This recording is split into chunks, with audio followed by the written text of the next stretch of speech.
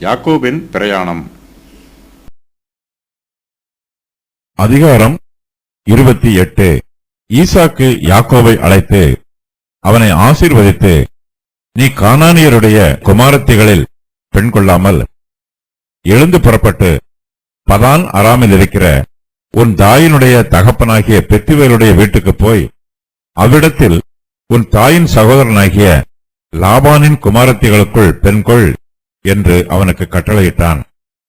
சர்வ வல்லமையுள்ள தேவன் உன்னை ஆசீர்வதித்து நீ பல ஜனக்கூட்டமாகும்படி உன்னை பலுகவும் பெருகவும் பண்ணி, தேவன் ஆபிரகாமுக்கு கொடுத்ததும் நீ பரதேசியாய் தங்குகிறதுமான தேசத்தை நீ சுதந்திரித்துக் கொள்ளும்படி ஆபிரகாமுக்கு அருளிய ஆசீர்வாதத்தை உனக்கும் உன் சந்ததிக்கும் அருள்வாராக என்று சொல்லி ஈசாக்கு யாக்கோபை அனுப்பிவிட்டான். அப்பொழுது அவன் பதான் அராமிலிருக்கும் சீரியா தேசத்தானாகிய பெத்துவேலுடைய குமாரனும் தனக்கும் ஏசாவுக்கும் தாயாகிய ரெபெக்காளின் சகோதரனுமான லாபானிடத்துக்கு போக புறப்பட்டான். ஈசாக்கு யாக்கோபை ஆசீர்வதிக்கிறார். உடன்படிக்கையின் ஆசீர்வாதம் யாக்கோபுக்கு கொடுக்கப்படுகிறது.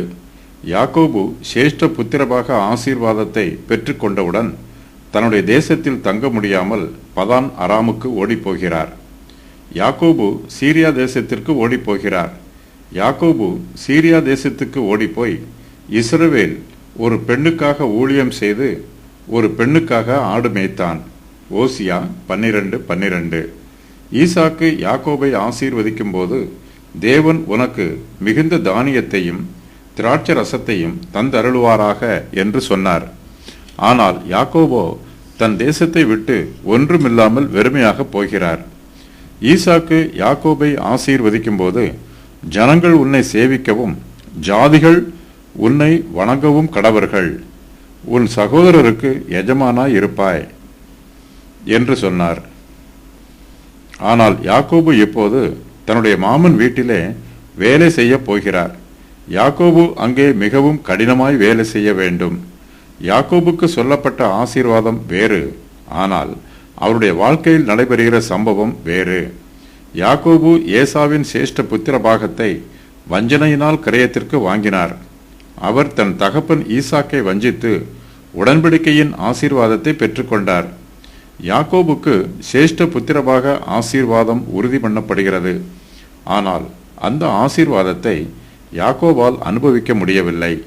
யாக்கோபு உடன்படிக்கையின் ஆசீர்வாதத்தை வஞ்சனையினால் பெற்றுக்கொண்டாலும் அதை அனுபவிக்கும் அளவுக்கு அவரிடத்தில் ஞானமோ புத்தியோ பலமோ இல்லை. யாக்கோபு சிரேஷ்ட புத்திர பாகத்திற்கு சொந்தக்காரர். ஆனால் அவர் இப்போது பாடுகளையும் வேதனைகளையும் உபத்திரவங்களையும் அனுபவிக்கிறார். யாக்கோபுடைய ஜீவியத்தின் மூலமாக விசுவாசிகளாகிய நாம் ஒரு பாடத்தை கற்றுக்கொள்ள வேண்டும். ஆசீர்வாதங்களை சுதந்திரித்துக் கொள்ளுகிறவர்கள் பாடுகளை அனுபவிக்கவும் ஆயத்தமாய் இருக்க வேண்டும். கிறிஸ்துவுக்குள் சமாதானமாய் இருக்கிறவர்களுக்கு இந்த உலகத்தில் உபத்திரவங்கள் இருக்கும். என்னிடத்தில் உங்களுக்கு சமாதானம் உண்டாயிருக்கும் பொருட்டு இவைகளை உங்களுக்கு சொன்னேன். உலகத்தில் உங்களுக்கு உபத்திரவம் உண்டு, ஆனாலும் திடன் கொள்ளுங்கள், நான் உலகத்தை ஜெயித்தேன். யோவான் 16:33. ஈசாக்கு தன் குமாரன் யாக்கோபை ஆசீர்வதித்தார். அதே வேளையில் அவர் இப்போது யாக்கோபை அந்த தேசத்தை விட்டே அனுப்பிவிடுகிறார். ஈசாக்கு யாக்கோபை அழைத்து அவரை ஆசீர்வதித்து, நீ கானானியருடைய குமாரத்திகளில் பெண் கொள்ளாமல் எழுந்து புறப்பட்டு பதான் அராமில் இருக்கிற உன் தாயினுடைய தகப்பனாகிய பெத்துவேலுடைய வீட்டுக்கு போய் அவ்விடத்தில் உன் தாயின் சகோதரனாகிய லாபானின் குமாரத்திகளுக்குள் பெண் கொள் என்று அவருக்கு கட்டளையிடுகிறார். யாக்கோபு ஏசாவை ஏமாற்றி சிரேஷ்ட புத்திர பாகத்தை அவனிடத்திலிருந்து பெற்றுக்கொண்டார். அதன் பின்பு ஈசாக்கு யாக்கோபை தாராளமாக ஆசீர்வதிக்கிறார். சிரேஷ்ட புத்திர பாகத்து ஆசீர்வாதம் இப்பொழுது யாக்கோபிற்கே உரியது. இஸ்ரவேல் ஜனத்தார் மற்ற ஜனத்தாரோடு கலக்கக்கூடாது என்று தேவன் பூர்வத்திலே தடை பண்ணி இருக்கிறார். ஏசா இந்த தடையை மீறி அவனுடைய பெற்றோருக்கு மன வருத்தத்தை உண்டு பண்ணினான். இஸ்ரவேல் இப்படிப்பட்ட கவனக்குறைவையும் பிற இனக்கலப்பையும் தேவன் சபிக்கிறார். பெத்துவேல் என்பவன் நாகோர், மில்காள் ஆகியோரின் குமாரன். இவன் லாபான், ரெபெக்காள் ஆகியோரின் தகப்பன். பெத்துவேலின் மறுபெயர் சீரியன் என்பதாகும். இக்காலத்தில் பெத்துவேல் மரித்து போயிருக்க வேண்டும். ஏனெனில் ஆதியாகமம் 24ஆம் அதிகாரத்தில் ரெபெக்காளின் திருமண காரியத்தை குறித்து எலியேசரிடம் லாபானே பேசுகிறான். ஈசாக்கு தன் குமாரன் யாக்கோபை ஆசீர்வதிக்கவும் செய்கிறார், அவருக்கு கட்டளையிடவும் செய்கிறார். ஆசீர்வாதத்தை பெற்றுக் கொள்கிறவர்கள் அந்த ஆசீர்வாதத்தோடு தொடர்புடைய கட்டளைகளுக்கும் கீழ்ப்படிய வேண்டும். எல்லா ஆசீர்வாதங்களும் நிபந்தனைகளுக்கு உட்பட்டது. ஆசீர்வாதம் வேறு, நிபந்தனை வேறு என்று இரண்டையும் வெவ்வேறாக பிரிக்கக்கூடாது. அதை தேவன் இணைத்திருக்கிறார். தேவன் இணைத்ததை மனுஷர் பிரிக்காதிருப்பார்களாக. யாக்கோபு உடன்படிக்கையின் வாக்குத்தத்தத்திற்கு சொந்தக்காரர். சேஷ்ட புத்திர ஆசீர்வாதம் யாக்கோபுக்கு உறுதி பண்ணப்பட்டிருக்கிறது. ஆகையினால் யாக்கோபு கானானியருடைய குமாரத்திகளில் பெண் கொள்ளக்கூடாது. கானானியர் விக்கிரகங்களை ஆராதிக்கிறார்கள். கர்த்தரை ஆராதிக்கிறவர்கள் விக்கிரக ஆராதனை பண்ணுகிற ஸ்திரீகளை விவாகம் பண்ணக்கூடாது. கானானியர் இஸ்ரவேலின் காணியாட்சிக்கு புறம்பானவர்கள். ஈசாக்கு யாக்கோபை சீரியா தேசத்திற்கு அனுப்பிவிடும்போது அவரை சர்வ வல்லமையுள்ள தேவனுடைய நாமத்தினாலே ஆசீர்வதிக்கிறார். ஈசாக்கு யாக்கோபை ஆசீர்வதிக்கும் போது சர்வ வல்லமையுள்ள தேவன் உன்னை ஆசீர்வதித்து நீ பல ஜனக்கூட்டமாகும்படி உன்னை பலுகவும் பெருகவும் பண்ணி, தேவன் ஆபிரகாமுக்கு கொடுத்ததும் நீ பரதேசியாய் தங்குகிறதுமான தேசத்தை நீ சுதந்திரித்துக் கொள்ளும்படி ஆபிரகாமுக்கு அருளிய ஆசீர்வாதத்தை உனக்கும் உன் சந்ததிக்கும் அருளுவாராக என்று சொல்லுகிறார். ஈசாக்கு யாக்கோபை ஏற்கனவே ஆசீர்வதித்தார். அப்போது அவர் ஏசாவை ஆசீர்வதிப்பதாக நினைத்து யாக்கோபை ஆசீர்வதித்தார். யாக்கோபும் ஈசாக்கின் ஆசீர்வாதத்தை வஞ்சனையினால் பெற்றுக்கொண்டார். யாக்கோபு தன்னை ஏசா போல காண்பித்து உடன்படிக்கையின் ஆசீர்வாதங்களை பெற்றுக்கொண்டார். இப்போதோ ஈசாக்கின் ஆத்துமா மெய்யாகவே யாக்கோபை ஆசீர்வதிக்கிறது. ஈசாக்கின் ஆசீர்வாதமான வார்த்தைகள் யாக்கோபுக்கு ஆறுதலாயும் உற்சாகமாயும் இருக்கிறது. யாக்கோபு இப்போது துக்கமாயும் சோகமாயும் இருக்கிறார். அவர் தன் பெற்றோரை விட்டு பிரிந்து போக போகிறார். ரெபெக்காள் யாக்கோபின் மீது பட்சமாய் இருக்கிறாள். யாக்கோபோ தன் தாயாரையும் விட்டு பிரிந்து லாபானிடத்திற்கு போகப் போகிறார். இப்படிப்பட்ட துக்கமான சூழ்நிலையில் ஈசாக்கின் ஆசீர்வாதமான வார்த்தைகள் யாக்கோபின் மனதிற்கு தெம்பையும் உற்சாகத்தையும் தருகிறது. ஈசாக்கு யாக்கோபை இதற்கு முன்பு ஆசீர்வதித்ததை விட இப்போது தெளிவாகவும் பரிபூரணமாகவும் ஆசீர்வதிக்கிறார். ஈசாக்கு யாக்கோபுக்கு சொல்லும் ஆசீர்வாதம் கர்த்தர் ஆபிரகாமுக்கு சொன்ன ஆசீர்வாதத்திற்கு இணையாக இருக்கிறது. தேவன் ஆபிரகாமுக்கு அருளின ஆசீர்வாதத்தை உனக்கும் உன் சந்ததிக்கும் அருள்வாராக என்று ஈசாக்கு யாக்கோபுக்கு சொல்லுகிறார். யாக்கோபு பெற்றுக்கொள்கிற ஆசீர்வாதம் சுவிசேஷ ஆசீர்வாதமாகும். இந்த ஆசீர்வாதம் சர்வ வல்லமையுள்ள தேவனிடத்திலிருந்து வருகிறது. ஆபிரகாமுக்கு உண்டான ஆசீர்வாதம் கிறிஸ்து இயேசுவினால் புறஜாதிகளுக்கு வரும்படியாகவும் ஆவியை குறித்து சொல்லப்பட்ட வாக்குத்தத்தத்தை நாம் விசுவாசத்தினாலே பெற்றுக்கொள்ளும்படியாகவும் இப்படி ஆயிற்று. கலாத்தியர் 3:14.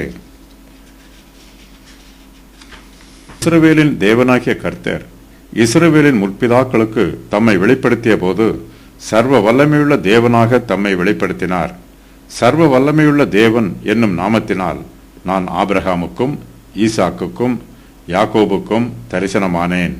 ஆனாலும் யெகோவா என்னும் என் நாமத்தினால் நான் அவர்களுக்கு அறியப்படவில்லை. யாத்திராகமம் 6:3. ஈசாக்கு யாக்கோபை ஆசீர்வதிக்கும் போது சர்வ வல்லமையுள்ள தேவன் உன்னை ஆசீர்வதித்து நீ பல ஜனக்கூட்டமாகும்படி உன்னை பலுகவும் பெருகவும் பண்ணுவாராக என்று சொல்லுகிறார். சர்வ வல்லமையுள்ள தேவன் மெய்யாகவே யாக்கோபின் சந்ததியை பலுகி பெருக பண்ணியிருக்கிறார். எகிப்தின் அடிமைத்தனத்திலிருந்து இஸ்ரவேல் புத்திரர் விடுவிக்கப்பட்டு எகிப்து தேசத்திலிருந்து புறப்பட்டு போனபோது அவர்கள் திரளான ஜனக்கூட்டமாய் இருந்தார்கள். இஸ்ரவேல் ஜனத்தார் வனாந்திரத்தில் பாளையமிறங்கி இருந்த போதும் அங்கே பிரயாணம் பண்ணிய போதும் அதன் பின்பும் அவர்கள் பலுகி பெருகி திரளான ஜனக்கூட்டத்தாராய் இருந்தார்கள். கர்த்தர் ஆபிரகாமின் சந்ததியை யாக்கோபின் மூலமாக ஆசீர்வதிக்கிறார். யாக்கோபின் மூலமாக பூமியில் உள்ள குடும்பங்கள் எல்லாம் ஆசீர்வதிக்கப்படுகிறார்கள். வானத்திலும் பூமியிலும் உள்ள எல்லா ஜனங்களும் இயேசு கிறிஸ்துவுக்குள்ளே ஒன்றாய் கூட்டிச் சேர்க்கப்படுகிறார்கள். காலங்கள் நிறைவேறும் போது விளங்கும் நியமத்தின்படி பரலோகத்தில் இருக்கிறவைகளும் பூலோகத்தில் இருக்கிறவைகளுமாகிய சகலமும் கிறிஸ்துவுக்குள்ளே கூட்டப்பட வேண்டும் என்று தமக்குள்ளே தீர்மானித்திருந்த தம்முடைய தயவுள்ள சித்தத்தின் ரகசியத்தை எங்களுக்கு அறிவித்தார். எபேசியர் 1:10. யாக்கோபு இப்போது கானான் தேசத்திலே பரதேசியாய் தங்கியிருக்கிறார். யாக்கோபும் யாக்கோபின் சந்ததியாரும் கானான் தேசத்தை சுதந்திரித்துக் கொள்வார்கள் என்று ஈசாக்கு சொல்லுகிறார். ஏசாவின் சந்ததியாருக்கு கானான் தேசத்தில் சுதந்திரம் இல்லை. ஈசாக்கு யாக்கோபை ஆசீர்வதிக்கும் போது தேவன் ஆபிரகாமுக்கு கொடுத்ததும் நீ பரதேசியாய் தங்குகிறதுமான தேசத்தை நீ சுதந்திரித்துக் கொள்ளும்படி ஆபிரகாமுக்கு அருளின ஆசீர்வாதத்தை உனக்கும் உன் சந்ததிக்கும் அருள்வாராக என்று சொல்லுகிறார். யாக்கோபு எந்த தேசத்தில் பரதேசியாய் தங்கி இருக்கிறாரோ அந்த தேசத்தை அவர் சுதந்திரித்துக் கொள்வார். இஸ்ரவேலின் முற்பிதாக்கள் எல்லோருமே கானான் தேசத்தை சுதந்திரிக்க வேண்டும் என்று பிரியமாயிருந்தார்கள். ஆனால் கானான் தேசம் அவர்களுக்கு நிரந்தரமான நித்திய தேசம் அல்ல. அவர்கள் எல்லோரும் கானான் தேசத்திலே பரதேசியாய் தங்கியிருந்தார்கள். பரம தேசமே கர்த்தருடைய ஜனத்திற்கு நித்திய சுதந்திரம். இடத்தில் இப்பிரபஞ்சத்திற்குரிய காரியங்கள் எவ்வளவு திரளாக இருந்தாலும் அந்த காரியங்கள் நமக்கு நிலையானது என்று நினைக்கக்கூடாது. அவை நமக்கு தற்காலிகமாக கொடுக்கப்பட்டிருக்கிறது. யாக்கோபை போல நாமும் இந்த பூமியில் நம்முடைய ஜீவிய காலம் வரையிலும் பரதேசியாய் தங்கியிருக்கிறோம். இவர்கள் எல்லோரும் வாக்குத்தத்தம் பண்ணப்பட்டவைகளை அடையாமல் தூரத்திலே அவைகளை கண்டு நம்பி அணைத்து கொண்டு பூமியின் மேல் தங்களை அந்நியரும் பரதேசிகளும் என்று அறிக்கையிட்டு விசுவாசத்தோടെ மரித்தார்கள். எபிரெயர் 11:13. ஈசாக்கு யாக்கோபை அனுப்பிவிடுகிறார். அப்பொழுது யாக்கோபு பதான் அராமில் இருக்கும் சீரியா தேசத்தானாகிய பெத்துவேலுடைய குமாரனும் தனக்கும் ஏசாவுக்கும் தாயாகிய ரெபேக்காளின் சகோதரனுமான லாபானிடத்துக்கு போக புறப்படுகிறார். பெத்துவேல் 2 முறை சீரியா தேசத்தான் என்று அழைக்கப்பட்டிருக்கிறான். பெத்துவேலின் குமாரனாகிய லாபான் 3 முறை இப்பெயரால் அழைக்கப்பட்டிருக்கிறான். யாக்கோபிற்கு உபாகமம் 26:5 வசனத்தில் இப்பெயர் வழங்கப்பட்டிருக்கிறது. குஷ்டரோகியான நாகமானுக்கும் சீரியா தேசத்தான் என்னும் பெயர் வழங்கப்பட்டிருக்கிறது. இஸ்ரவேலுடைய ராஜாக்களின் காலத்தில் சீரிய பாஷை பிரபலமாக இருந்தது. சீரியா தேசம் பாலஸ்தீனாவிற்கு வடபகுதியில் இருக்கிறது. இவர்கள் இஸ்ரவேலரோடு பலமுறை யுத்தம் பண்ணினார்கள். ராஜாக்கள் புஸ்தகத்திலும் நாளாகமம் புஸ்தகத்திலும் சீரியா தேசத்தார் யூதருடைய விரோதிகளாகவே அறிவிக்கப்பட்டிருக்கிறார்கள்.